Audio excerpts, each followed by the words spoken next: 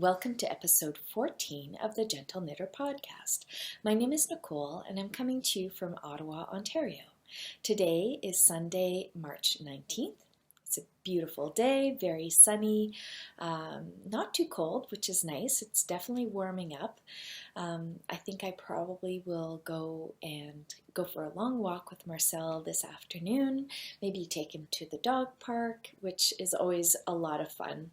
We actually get to take him off leash, which is something that we can never do when we're walking him, just because greyhounds, they're sight hounds, and we would run the risk of him taking off, running after either a squirrel or a rabbit. We have lots of those in our neighborhood. And because he's so fast, it would be very dangerous. He could run the risk of getting hit by a car, and we would never be able to catch up with him. So it's really, really fun when we have a fenced-in dog park nearby, which is quite large and pretty popular, especially when it's a beautiful day like this. And it's really fun to take him there and to see him running, full speed. It's quite amazing. And it's also fun to see him playing with other dogs and getting a bit of playtime. It's a lot of fun. So I might do that later this afternoon, but I really, really wanted to record today. I have two things I really wanted to talk about today. One is a KAL that I'm hosting on the Gentle Knitter podcast group in Ravelry. And that is a KAL. I've talked about it before. The pattern is called the Picos de Europa hat, and it is a pattern that was made available to people who supported the crowdfunding campaign for the Woods Making Stories book. And so I'll talk a little bit more about that, give you some details about it. And I also wanted to, I talked about this, to cover a bunch of your questions. So there is a Ask Me Anything thread in the group.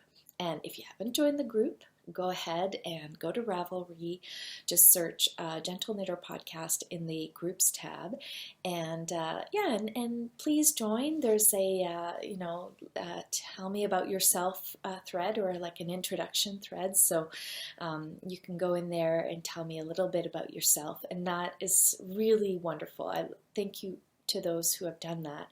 It's really great to learn more about you because as I've said before, I'm sitting here talking about myself, talking about what I'm working on, but it's a bit of a one-way conversation, and it is lovely to get to know you a little bit and find out where you're from, the things that you like to work on, the stuff you like about the podcast, or do you have suggestions or comments about how I can make the podcast better, that kind of thing. So so if you haven't done that yet, I would highly encourage you to introduce yourself in that thread. And then like I said, there's always a thread for each episode, and that's where I generally put my show notes. I try to put them at the same time I record, but sometimes I am a little bit behind. So if you go in and the show notes aren't there, check back, because eventually they do make their way into those threads. And like I said, there's a Ask Me a Question thread. When there's a giveaway, the places to enter the giveaway are always in the group. So it's and there's lots of really lovely people in there. So I recommend you join the group. Okay, so first of all, let's talk about the knit along, the KAL. So for those of you who were wondering what a KAL is, a KAL, so it's KAL, and it stands for knit along. And it's just a way for people to work on the same project at the same time. And generally there is a place for people to discuss you know, what their project is, what the yarn, you know, to talk about the yarn they've chosen. If people have questions about the pattern or just want to kind of talk about their experience knitting the pattern, generally those comments go in the chatter thread of a KAL.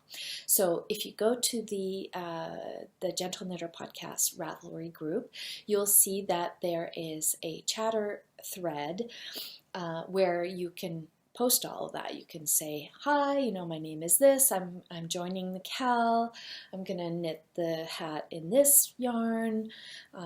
Like I said, you can post all kinds of questions and comments, you can comment on each other's thread, that kind of thing. So that, all of those types of comments go in the chatter thread. Then, so then usually a KAL will have a starting date and an end date. In this case, the starting date is unofficially today, which is March 19th, but I hadn't really announced it previously, so I'm going to give you lots of time to finish. I'm thinking May 1st as a closing date, and also if you've already started the hat, no problems, join in. I don't require you to have to only cast on after the opening date. So it's going to be a pretty relaxed KAL. I'm not going to be very strict with rules. I will say, however, that in terms of prizes, I will have some prizes for the chatter thread and one main prize for the finished object thread. So I haven't talked about that yet. The finished object thread is where you're going to be posting a photo or several photos of your finished object, of your hat that you've finished. Now, in that thread, I would ask that you only post once. You can put more than one photo, but it has to be in one post.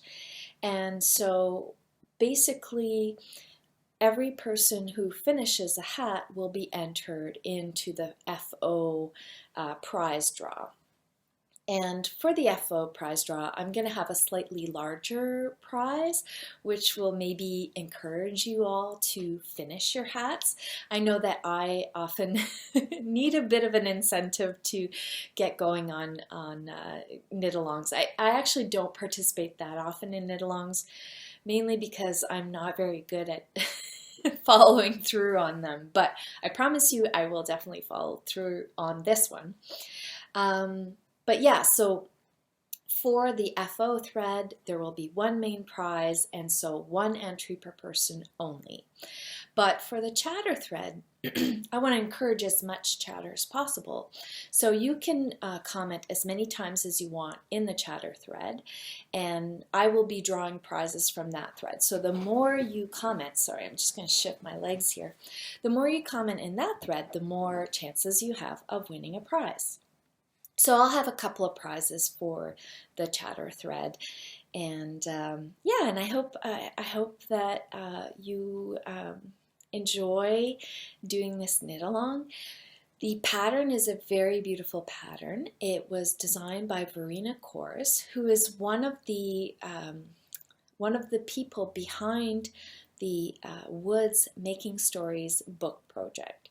So if you don't know about that, it was a book project that was being crowdfunded through Indiegogo. I've talked about that previously. And so for those who donated money to who contributed to the crowdfunding, they received a free copy of the Picos de Europa hat. So if now the crowdfunding project or the campaign is closed. So basically, unfortunately, that means that the pattern is no longer available to individuals for purchase. But if you didn't get a copy of the pattern and you wanted to participate in the KAL, unfortunately that's not possible, but I will be definitely doing another KAL at a future date, and I'll choose a pattern that anybody can buy off of Ravelry or that kind of thing. So So yeah, so you'll get a chance to do a KAL with the Gentle Knitter viewers at some later date. But for those who did get the pattern, it's a really pretty pattern. It calls for, I think it's like 136 yards of DK weight, so not a lot of yarn. It actually may be a little bit less than that, but I know that the skein that they use for the hat, which was a Gregoria Fibers, a really beautiful yarn that right now I think is maybe on back order, but basically you can use any DK weight yarn that you have in your stash. And I am going to be using, I went stash diving, and I found a yarn that I had been kind of hoarding for a while. It's a yarn that I bought on Etsy in 2011. I looked it up in my Etsy purchases because I had kind of balled it up and didn't keep the tag, which is typical of me, and I couldn't remember what the yarn was, but I did love this yarn. Anyway, I found out who the yarn is from. Anyway, I'll show you the yarn first. It's this very beautiful, it's actually it's not a DK weight, it's a light worsted, but I think that it'll be fine. I will probably still cast on with the recommended needle size, and it'll just yield a slightly denser fabric, which I really like. And you know, if the hat ends up a little bit bigger, that should be okay because I have a big noggin. So usually I generally knit my hats in the larger size for whatever pattern I'm using.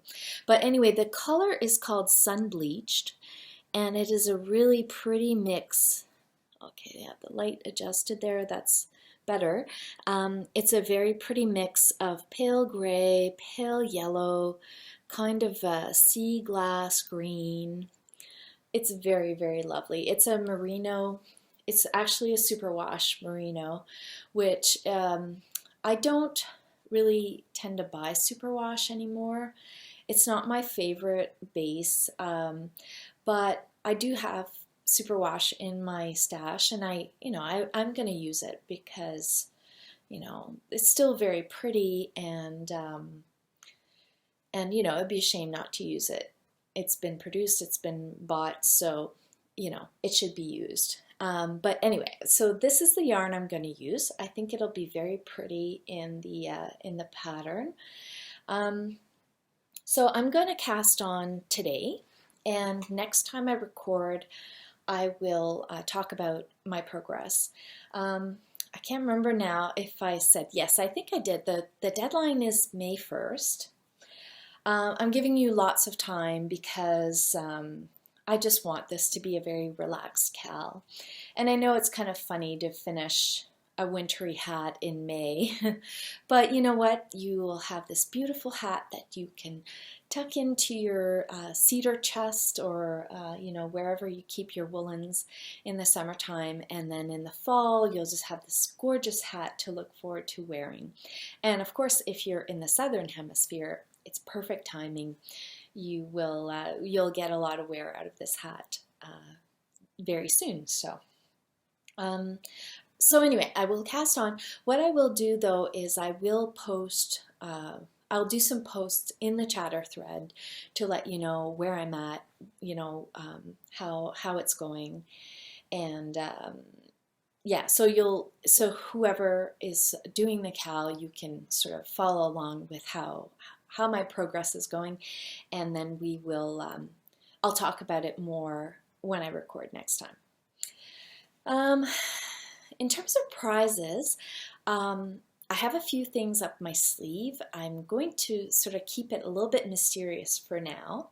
I will say that I am receiving some goodies from the gals who are doing the Woods project. So there will be some swag from Woods Making Stories as part of the prizes, and I will also be going into my personal stash and choosing a few very special skeins of yarn. for the main giveaway for the FOs. So just a few little incentives for you to join and get those projects going. That might be it for me for now as far as the knit along. If you have any questions about it, you can post them in the chatter, you can post them in just my questions thread or in the episode thread. You can PM me and I will get back to you on those, but I think that's it for now. So happy knitting. I hope you enjoy working on your hat. I'm super excited to cast on. Oh yeah, I did want to mention that I'm going to be naughty and not do a gauge swatch. I'm just going to cast on with the recommended needle size and see how the brim, how the edge of the hat is, what it looks like after a couple of inches, and I'll decide whether I feel it's working for me at that gauge. I am very much, a proponent of swatching for sweaters or any larger garment, but for hats, I generally don't swatch because I feel that the amount of work it takes to just get going on the brim of the hat and get a couple of inches so I can get a feel for how big it's going to be, and I can measure it against other hats that I own that fit me. I feel like the time it would take to swatch, and plus a hat is knit in the round, so I would have to knit a swatch in the round, which is a huge pain. A flat swatch is not going to yield an accurate gauge. So really, I don't feel it's worth the time to knit a swatch. And generally, I've had very good luck with hats in terms of, just going ahead and casting on and, just getting a fabric that I feel is appropriate, is dense enough, and, if the brim looks like it's the right size, then generally the rest of the hat is gonna fit too. So that is my approach. You may not want to take that approach, but I think it's fairly low risk to not swatch for a hat. I generally don't swatch for hats. I don't swatch for mittens or socks. I probably don't generally swatch for shawls and scarves. So really the only time I do swatch is for sweaters, and that is an absolute must. I always swatch for garments. And I always swatch when I do a sample. So if I'm knitting a sample, even if it is a smaller item, which doesn't happen very much, I usually just sample sweaters, but it has happened in the past where I've sampled shawls and hats and so on, and I absolutely swatch for those because when I'm sample knitting, it has to be spot on. My gauge has to be perfect. So, but when it's for me, I'm a little more loosey-goosey, and generally that's worked out for me. So anyway, moving on, I'm going to get a sip of tea and then I will start answering some of your questions. Before I jump into your questions, I should tell you I am wearing my Gladstar shawl, which is a shawl designed by Julia Billings, sorry, Woolen Flower. And I love this shawl. It's one that I was working on early on when I was recording the podcast. And I'm going to sneeze. Oh, sorry about that. It's one that I knit in the early days of the podcast. And it was made with Briggs and Little, their sport weight. And the color is seafoam. It's really not a seafoam color. It's more of a bluish green, really beautiful color. It's my favorite color of Briggs and Little. And it's a delightful shawl. I really enjoy wearing it. It's like a big hug. Last episode, I got a lot of questions about the sweater I was wearing. And it was a store-bought sweater. So yeah, sorry to disappoint. I do wear store-bought sweaters, especially like finer kind of drapier sweaters, cardigans. Yeah, store-bought. Boring. Anyway, I should also talk about this gorgeous cup. It is by a potter that I've talked about before, Maureen Marcotte. And she's local to me, and she does absolutely beautiful work. I don't know if you can see, you've kind of got like knit stitches in the cup. I might have talked about this one before, but it's one of my favorites. And right now I'm just drinking Genmaicha tea, which is a Japanese green tea with toasted rice, and it's one of my favorites. Very even though it's a green tea, it's got a very kind of like sweet, toasty flavor that is a little more, that's a bit rounder and not as astringent as regular green tea. And yeah, I really enjoy Genmaicha. So that's what I'm drinking. All right, let's get on to some questions because I have a lot of questions. I will bring up some on my phone here. So I'll be back in a sec. All right, so the first question is from Lynn, and her Ravelry name is Yarn Dreams. And she posted 9 months ago. Sorry, Lynn. Hi, Nicole. Your podcast is lovely. I am so enjoying it. Thank you. My question is this. Could you address how you join yarns during a project? So adding in the next skein. Some use knots, some overlap and weave in ends, some fray the ends and use a kind of wet felting, leaving no ends to weave in. But I imagine as a sample knitter, you would have a nice way that does not show so much, and perhaps it also varies with yarn type and perhaps type of knitting. Color work versus lace, for example. I am an overlapper and weaver in of ends, but new to lace, and somehow that doesn't seem like a good method anymore. But a knot is a knot. So her question has many parts. First of all, I probably have talked about this before, but my main way of joining in a new ball of yarn is to wet felt or spit splice, as you will, the yarn in.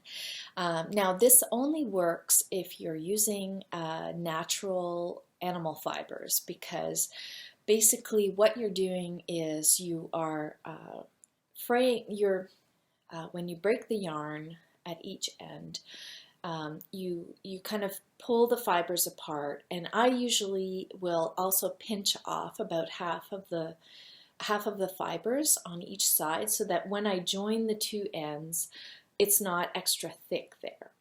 And I wet the two ends. You can use your tea, you can use just plain water, or you can use your saliva, which is usually what I do. I just put the end in my mouth and then join it together and then rub it really vigorously between my palms to felt the two ends together.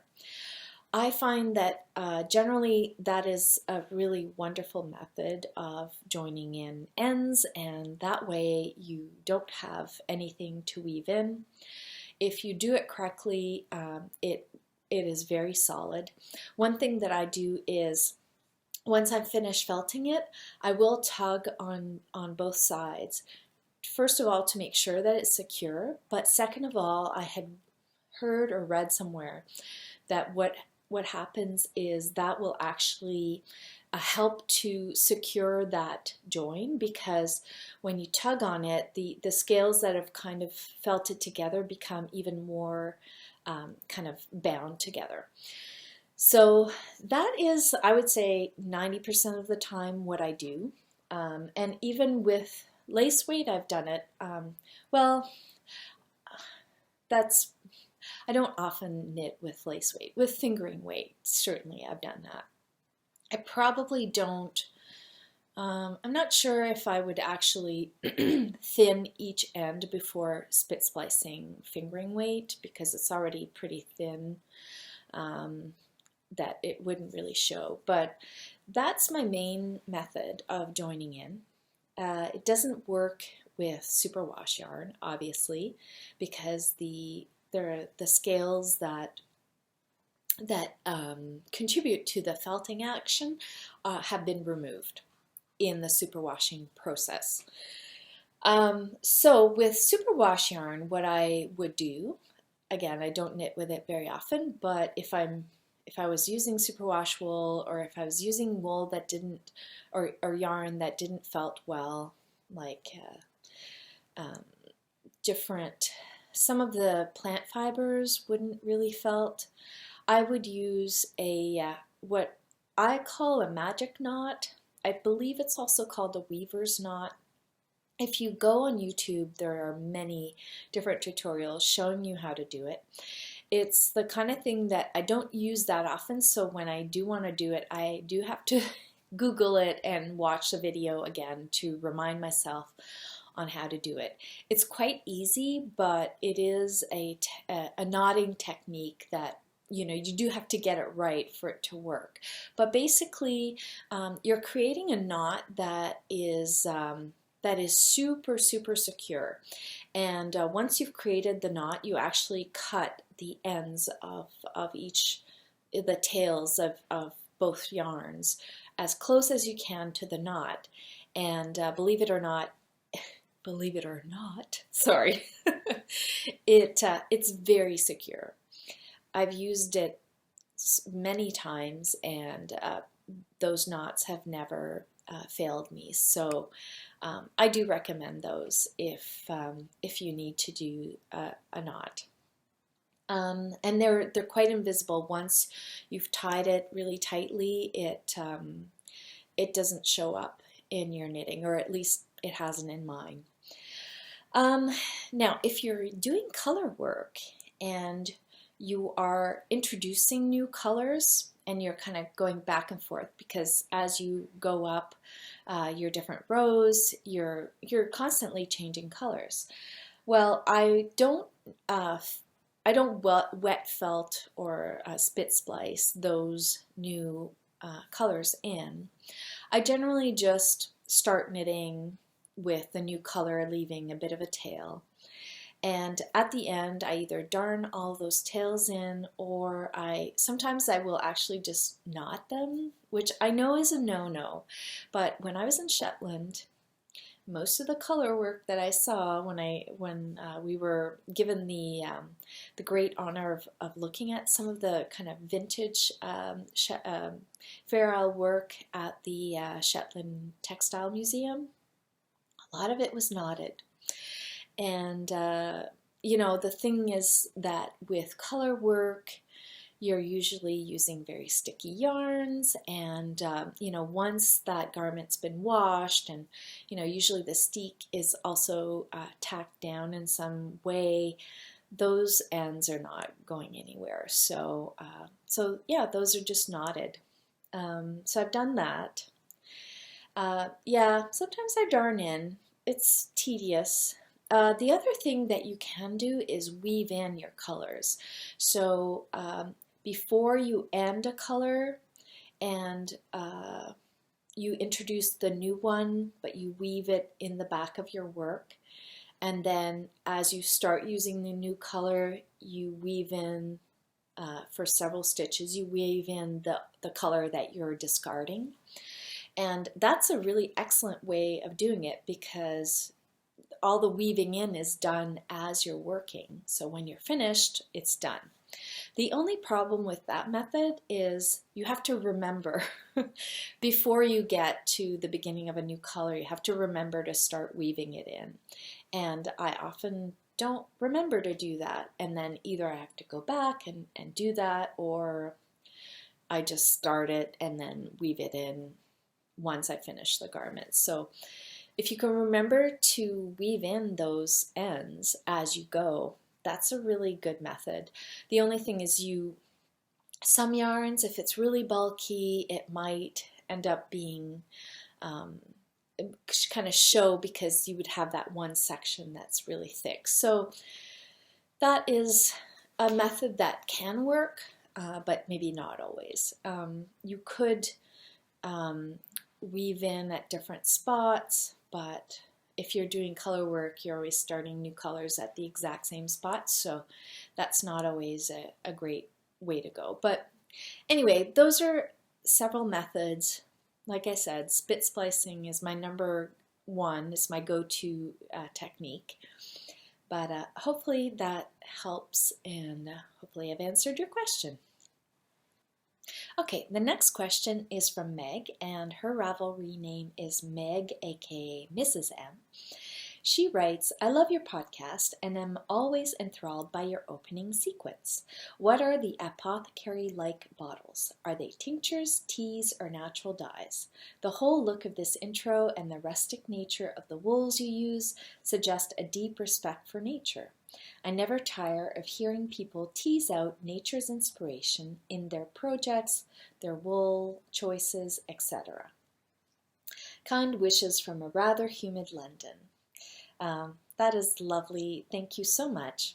Yeah, so in the intro, there's different things that I show. One is some jars with all the different herbs that I use for tea, for herbal tea making. And I will definitely talk more about that. I get a lot of questions about herbal teas and the different blends I like to make. So that will come in a future episode. But in the meantime, if you're interested in herbal teas, I would highly, highly recommend watching another knitting podcast called the Ninja Chickens, and it is hosted by Mariee, who is a herbalist, and she always features some kind of herbal recipe at the end of her podcast, usually teas, and her recipes are beautiful. I've tried them and they are absolutely delicious. She is a very talented herbalist, as well as an incredibly talented knitter, and she does natural dyeing and sells her yarn under the label, or the name of her yarn company is Fern Fibers. And I deeply covered her yarns and hope to be able to buy some one day. But anyway, Mariee has a really delightful podcast. She talks, like I said, about knitting, about herbal remedies. She talks about natural dyeing, not just dyeing yarn, but also dyeing fabric and doing eco-printing. And her podcast heavily features her adorable cats, who are always looking for a nice warm spot on Maria's lap, and I just find her whole podcast very charming. She has, I believe, 6 episodes, so it's a relatively new podcast, but her style is excellent. She's a really great podcaster, very interesting. She always has lots of things to show. She works a lot with natural yarns, so of course that appeals to me. Anyway, check out Ninja Chickens. But so to get back to the question, there are some jars with dried herbs, and then I think there's a panning shot that shows all these brown bottles, which I think is what you probably are referring to, Meg. Those are all tincture bottles. So several of them are tinctures that I've made myself, and some of them are some that I bought either commercially or from other, more small batch herbal preparations from herbalists, either on Etsy or that kind of thing. I think there's also a jar of fire cider, which is a type of herbal preparation that is made with apple cider vinegar, that in which you macerate onions and garlic, and usually horseradish root, and you can add different things to it, but basically you make this infusion and let it sit for several weeks usually, and then strain it out, and then the resulting liquid is called fire cider. It's a very traditional recipe that has been popularized mainly by Rosemary Gladstar, who is an amazing herbalist, and she has written several books that I highly, highly recommend if you're interested in herbal medicine, and specifically making medicines that are very user-friendly, things that are using herbs that are quite safe for everyone, and in preparations that are quite easy to make. I really recommend her books. She's really wonderful. Again, her name is Rosemary Gladstar. She also has some really wonderful videos on YouTube, and I believe there might be one that shows her making fire cider. But anyway, what do you do with fire cider? Well, it is an absolutely wonderful remedy for fighting off if you're feeling like you're getting a cold, because of the garlic and the onion and all these like very deeply aromatic roots and herbs and bulbs. You get some very strong and very sort of like potent antibacterial medicine in this fire cider. And actually the way I like to use it is to use it as the vinegar in a salad. So because it's made with apple cider vinegar, you just mix that with some really beautiful olive oil, or you could use walnut oil or avocado oil, anything like that. And you can add a bit of honey and some seasoning, and it makes a really delicious salad dressing. So often if I feel like I'm coming down with a cold, I will do that, which is something I didn't do this winter, which is probably why I got sick so badly. But anyway, fire cider is really yummy, so I have some of that. And I think I do have some rose,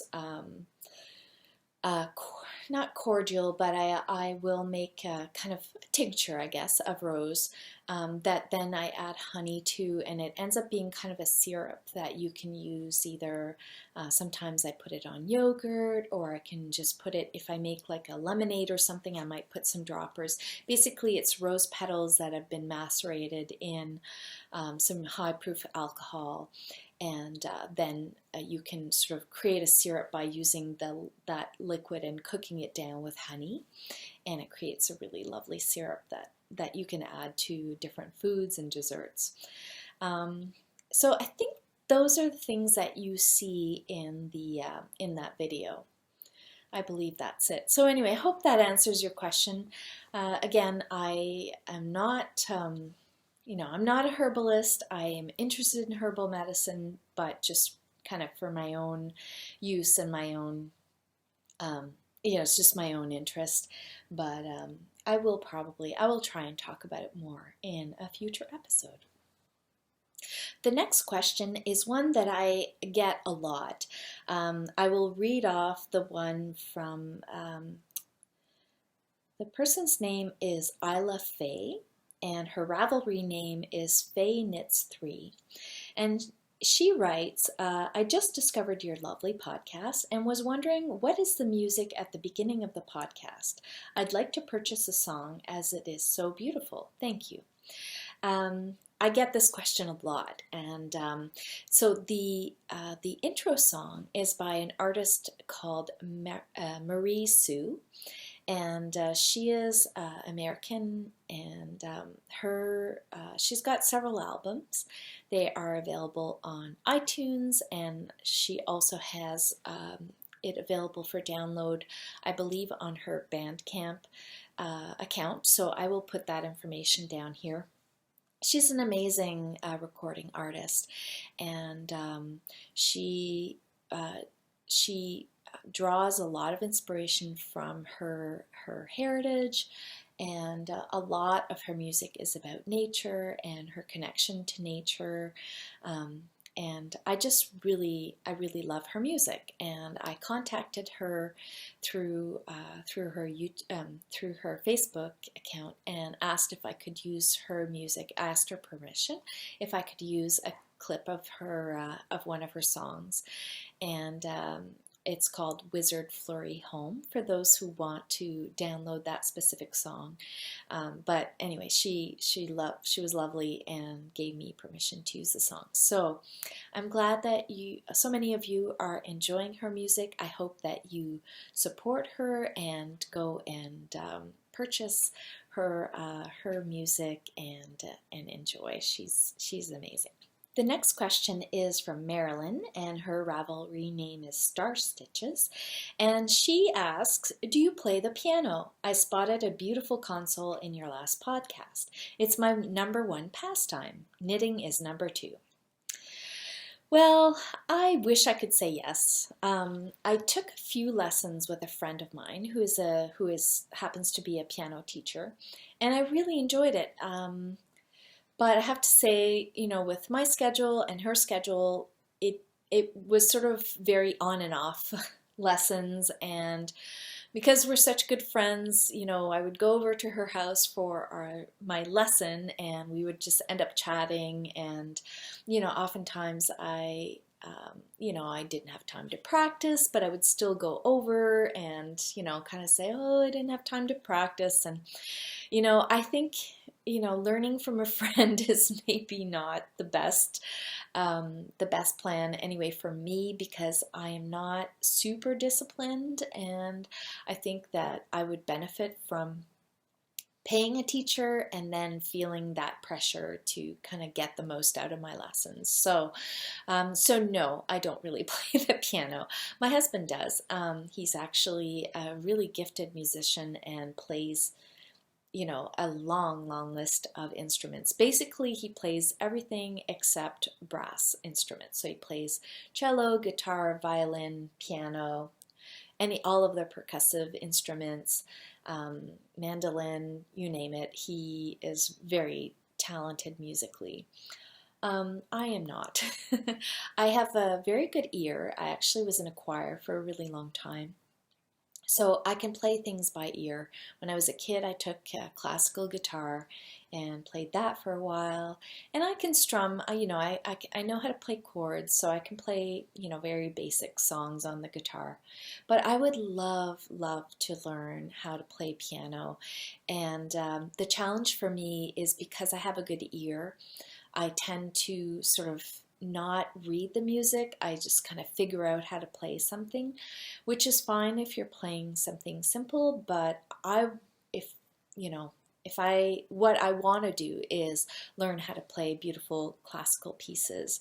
And for that, you really do need to have the discipline to sight read really well and to be able to pick out, to be able to play the notes as they're written, not just kind of fumble around and kind of figure out how the tune goes. So eventually, I think maybe once I retire, that will be something I will really want to get into, because I do love music and I love the idea of making music, of playing music. I think it's such a great thing to do for your brain, and it's just such a lovely pastime, and one that I feel is kind of not lost, but I think it's something that people used to do a lot more, is, play instruments and then, have that as a pastime, that they would get together and play music together. And I think it's a really lovely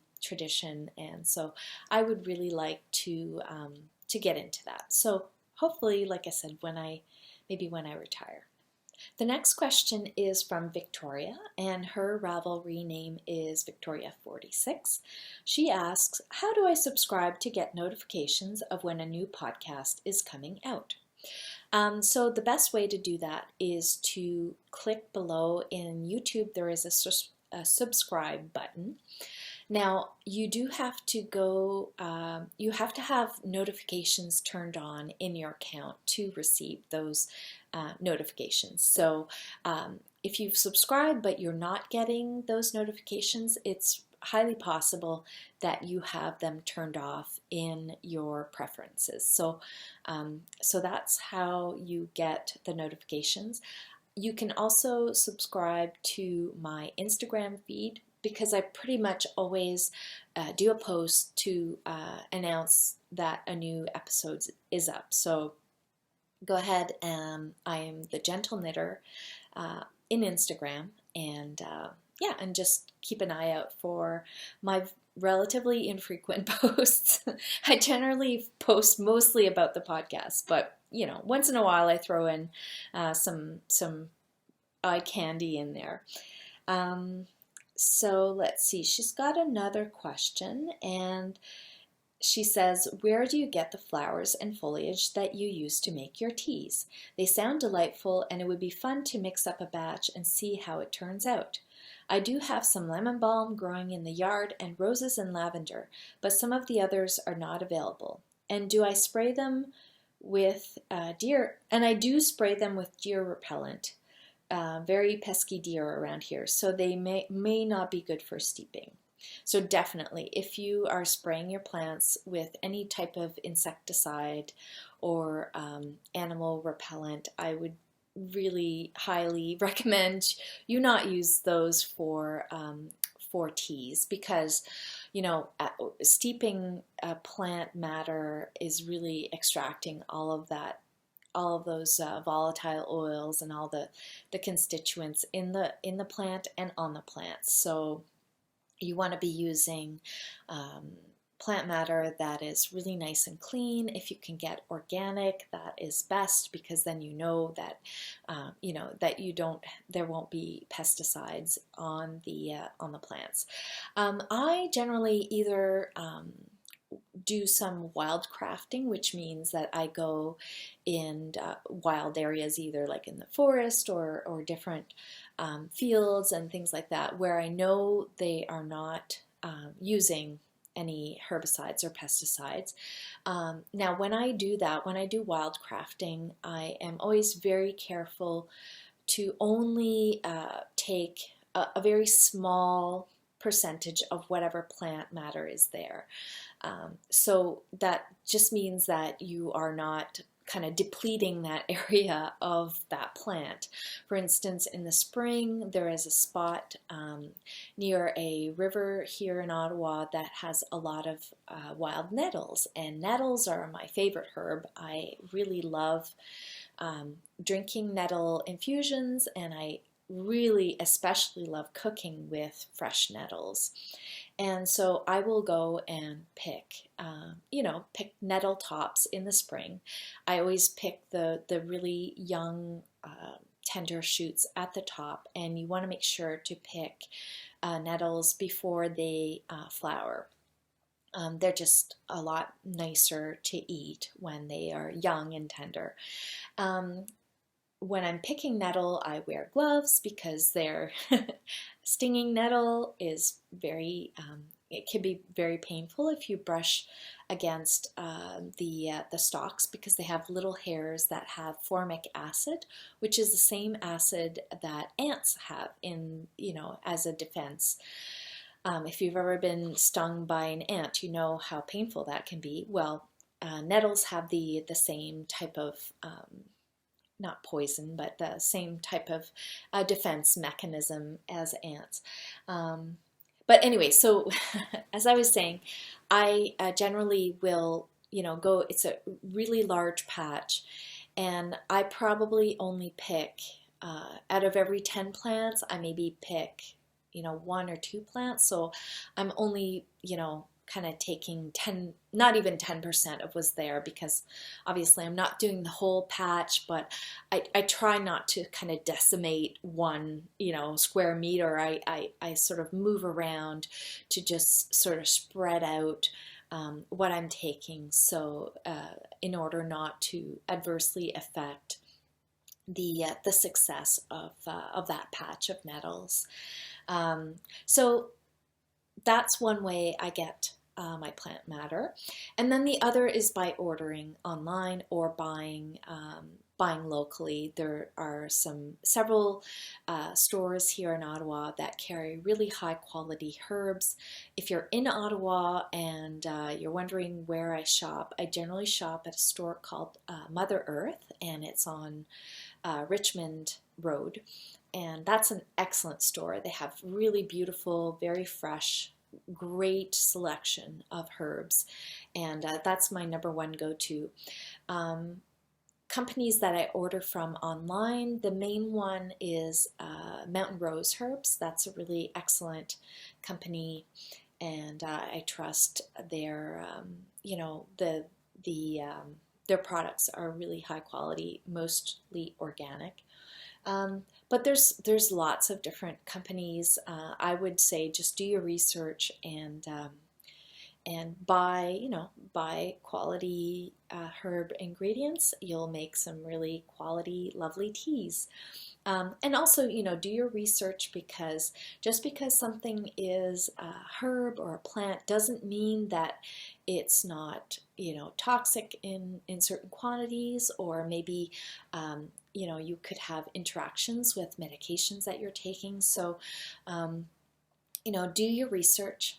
Maybe the safest thing is to stick to herbs that are also food sources, so that you can ingest large quantities and it's not going to be a problem. So things like, nettles is one great example. Oats is another example of a herb that is beautiful as a herbal preparation. You can make a really lovely oat tea, using not like rolled oats like you eat for breakfast, but using the oat, the whole grain in its husk, and you can use that, you can infuse that and use it as a really nice, very nourishing, calming, soothing preparation, herbal tea, if you will.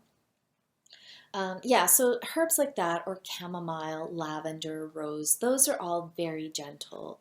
Burdock, dandelion, those are all herbs that are also eaten, and they are totally safe. And so for those, I don't worry. You mentioned lemon balm. That's another great herb that is really lovely in teas, very, very fragrant.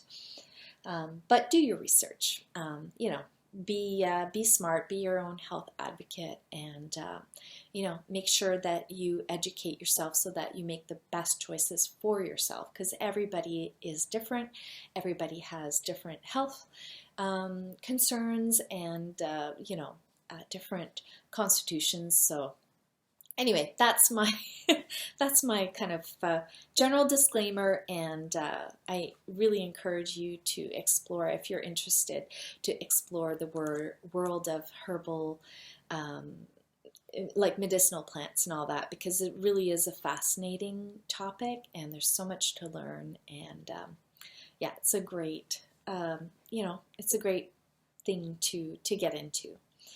All right, let's move on to another question. The next question is from Lisa, and her Ravelry name is Lisa Kobe, and she asks, do you have any tips for smoother seaming when piecing together sweaters?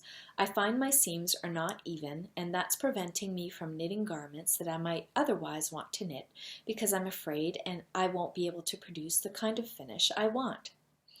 That's a really good question that I think a lot of people struggle with their seaming, and that makes them not want to knit garments that are knit in pieces. And I believe I've talked about this before. I do really like to knit sweaters in pieces. I find that you get a really nice finish.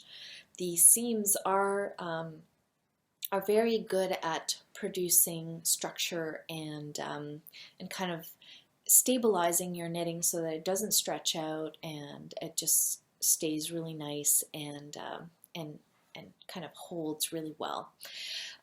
So what I do is, first of all, I pretty much always use mattress stitch to seam two pieces of knitting together. And I'm not going to demonstrate it on the podcast because I'm not really set up to do, a shot where I'm showing a specific technique. But I would highly recommend that you go on YouTube and search for mattress stitch tutorials. I will try and link to some of them, to a few that I think are good. Mattress stitch is basically you're kind of putting two pieces of knitting together on the right side, and you're basically catching one bar. So when you have, let's say, two stitches next to each other, in between there's always a bar of yarn that's kind of at the back. It's actually like the purl bump, if you will. And so basically you're using your tapestry needle to pick up the bar, the first bar that you encounter at the edge of your knitting, and then you go to the other side and pick up the exact same bar, and then you go to the first side and you pick up the second bar, and then the second bar, and the third bar, and the third bar. And basically you just work your way up, and as you go up you pull on your darning thread, or the yarn that you're using to seam, and that basically brings those stitches together and creates an absolutely invisible seam. Especially if you do it carefully and you take your time and you make sure that you are going from one bar to the other. It might take a little bit longer. Some people tend to want to skip some bars, and you can do that as long as you're doing it at the same interval. But I find for the best results is to go to each bar and to just work your way up. And if you're knitting is, you have the same number of rows, you will get perfect seams that will be exactly, exactly right and will match up perfectly. Now, of course, if you kind of were a little bit off, and you might have a couple more rows on one side than the other, then you do have to adjust a little bit. What I suggest is that you start your seaming from the spot that will be the most visible and work your way to a spot that is not visible. So for instance, for a side seam, you would start at the bottom of the sweater and work your way towards the armpit. And then if you have a little bit of fudging to do at the end, it's actually underneath your arm, so it's not in a spot that will show. So again, for the sleeve, you would start at the cuff and then work your way to the armpit again. So that way you can sort of adjust as you're going. What I do is if I can see that my fabric is slightly off and I have one that's a little bit longer than the other, then towards the end I will do, instead of doing 1-1, I will do one bar here and then skip a bar and go up one to kind of make up the difference, and then that will pull that piece of fabric down and make it a little more even. It will pucker a tiny little bit, but hopefully you're not off by much. If you're only off by 1 or 2 rows, then you can even just leave it and have the seam be slightly off, and then when you seam in your the underarm, you can kind of just neaten that up. But basically, if you're always working from what's visible to what's not visible, then whatever adjusting you need to do can be done in a nice hidden spot, so it won't be noticeable at all. Some people and some patterns recommend that you block all of your pieces before you seam. I never do that. I actually I seam and then I block, because I do try and make sure that my pieces are more or less the same size. So I don't feel like I need to seam. I might do, block. I might do a very light steaming, but I don't even usually do that. I just seam it up and then I block, and that kind of smooths everything out. Trying to think if there's anything else. If you're using a yarn that is relatively fragile, like a woolen spun yarn, for instance, when I seam my Brooklyn tweed samples, what I will do is, you can either seam with another yarn that is the same color or very close, but that is a bit tougher. So you could use like sock yarn that has a bit of nylon in it. You could use, a superwash yarn that is tightly spun, that kind of thing. But actually, usually what I end up doing is I will use sorry, I'm going to move the camera back. Sorry, I have to move my foot All right, sorry about that.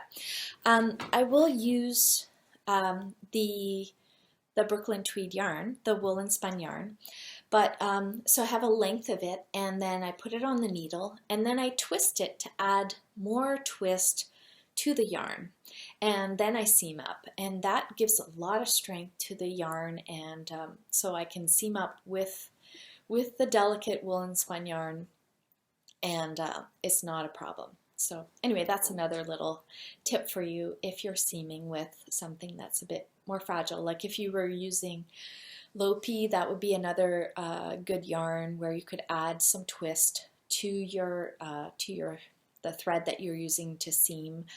And I wouldn't do it with Plotu Lopi, that is just too fragile.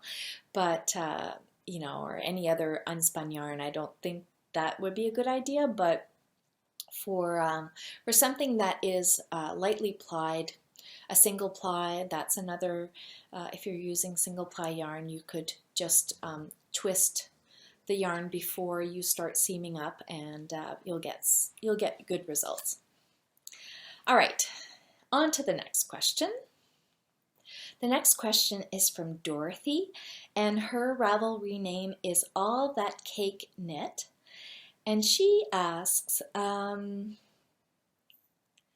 would like to know, do you have any sewing plans? Would you like to make your own clothes? Number 2, do you have any other crafts you enjoy? And number 3, how do you count yardage for spinning? So first question, do I have any sewing plans, and would I like to make my own clothes? Ha! Yes, absolutely, yes. I am not a great sewer. I have grown up around sewing. My mother is an incredible seamstress. She made all of our clothes growing up, and I did sew a lot with her. And so I know how to sew, and I know how to follow a general pattern. I've taken a couple of sewing classes. I have a pretty good sewing machine, and I would really love to do a lot more. I actually have this dream of having a wardrobe that is all handmade clothes. I think that would just be so amazing to have, you know, handmade dresses and blouses and pants, skirts, you name it. I would even love to, it's kind of crazy, but I would love to make my own underwear and make my own shoes. I think it would be just so cool to have 100% handmade wardrobe. But, you know, is that really realistic? Probably not. I think it would be nice to start by, you know, adding some pieces into my wardrobe. I have a couple of tops that I've made myself. And, you know, I'm not 100% happy with how they fit, but like anything, you know, you need to do a lot of something to get good at it. So I have some beautiful fabrics that I'm always really reticent to cut into.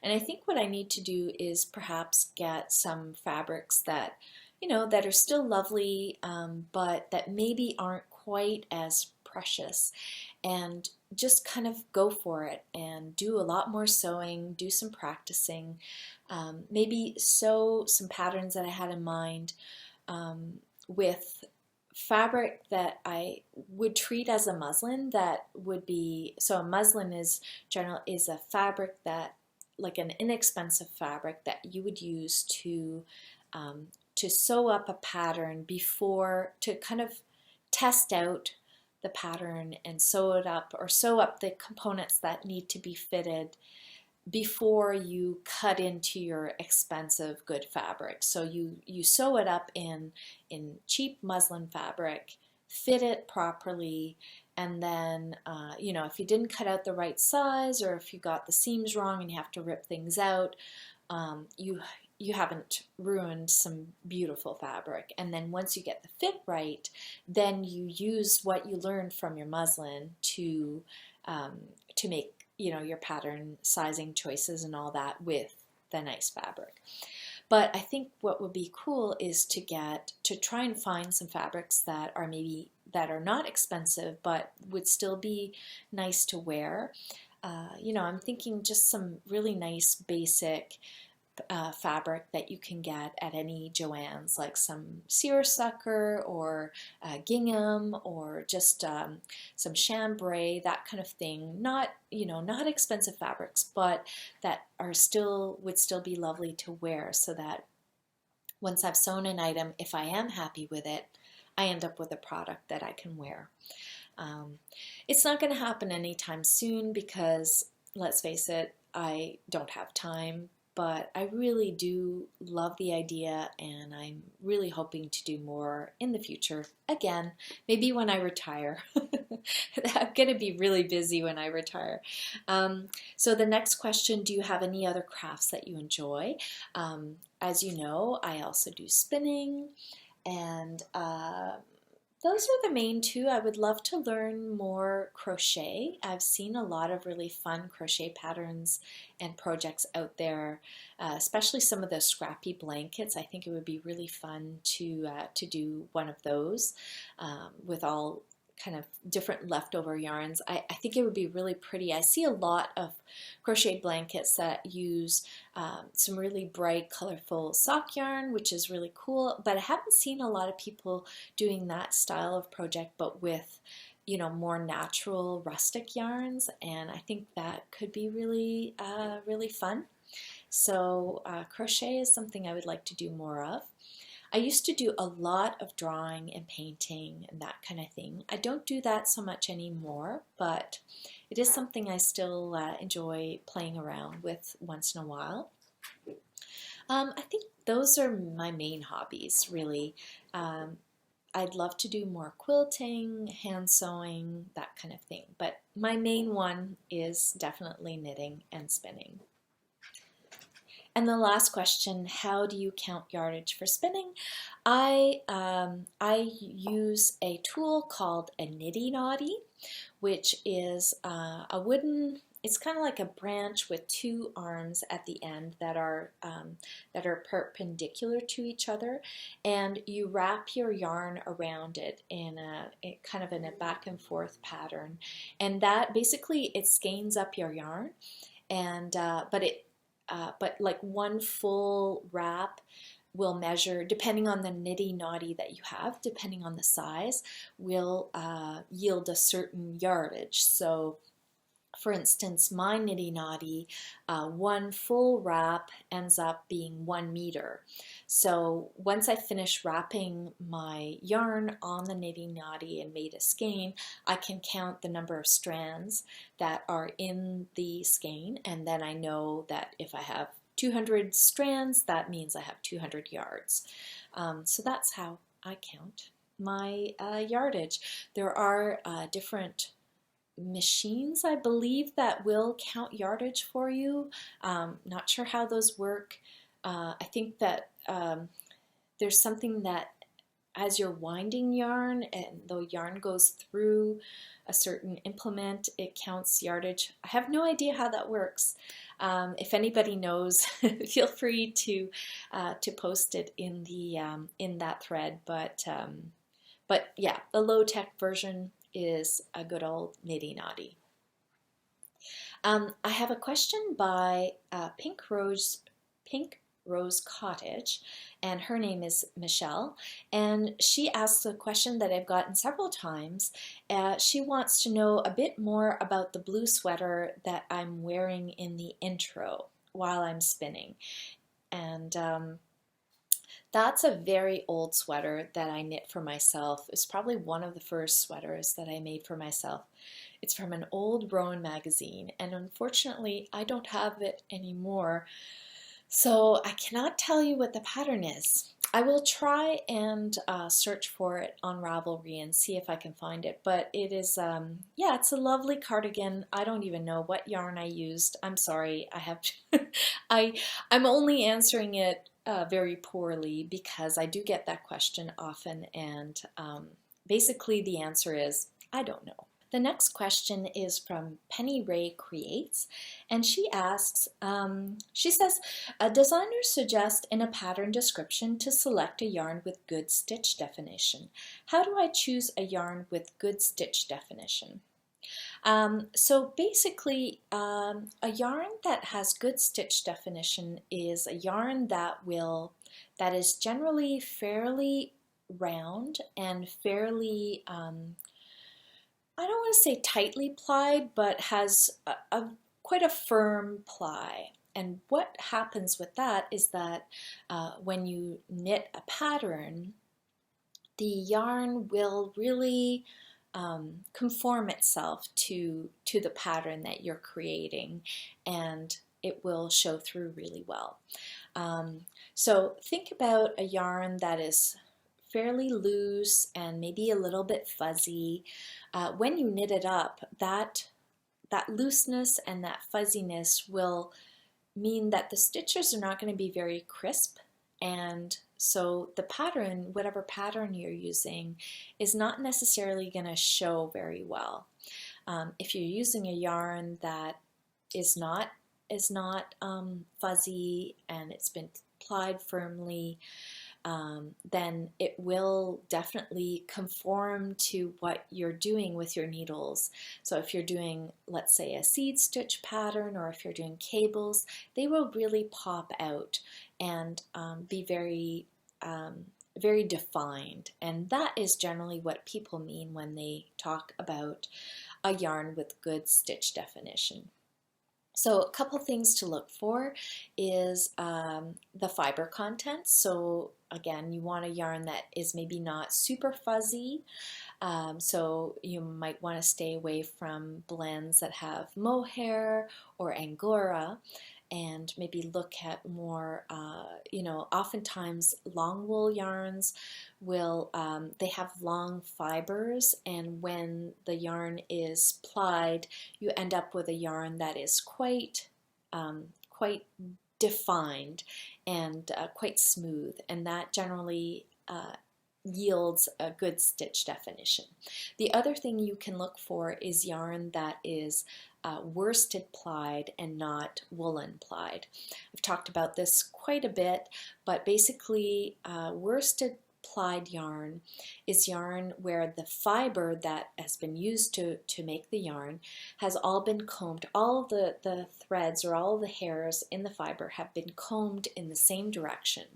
And then when the yarn is twisted, when it's spun, because those fibers are all going the same direction, you end up with a very uniform and very dense yarn that is usually pretty round and pretty defined. So you don't get a fuzzy, fluffy, light yarn. You get a more dense and defined yarn.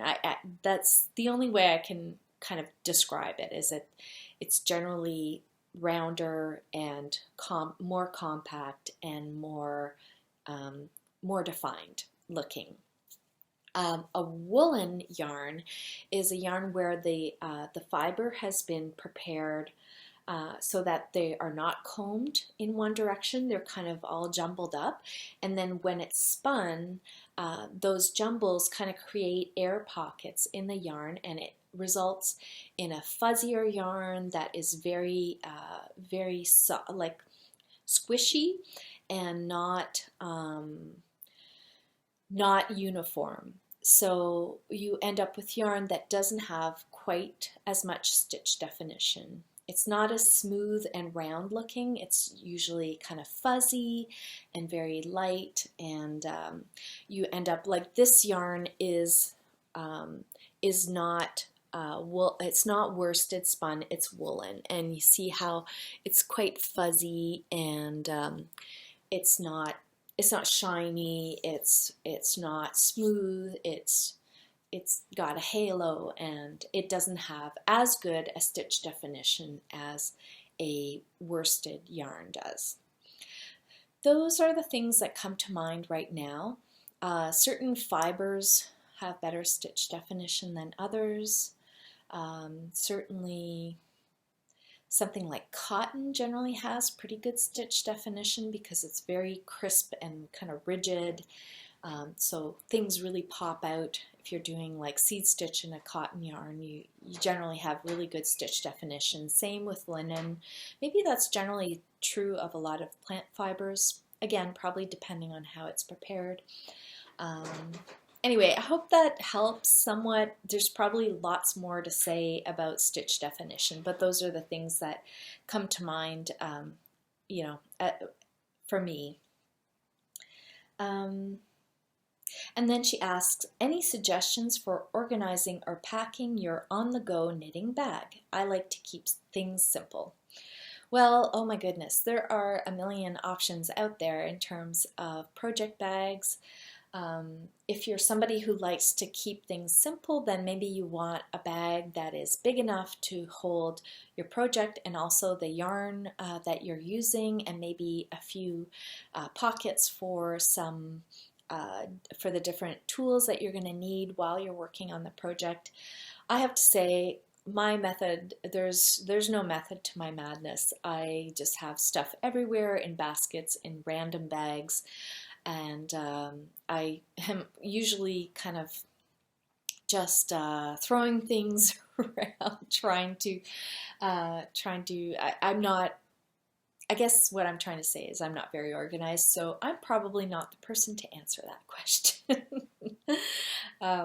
So I think I'll leave it at that for that question. Sorry, Penny.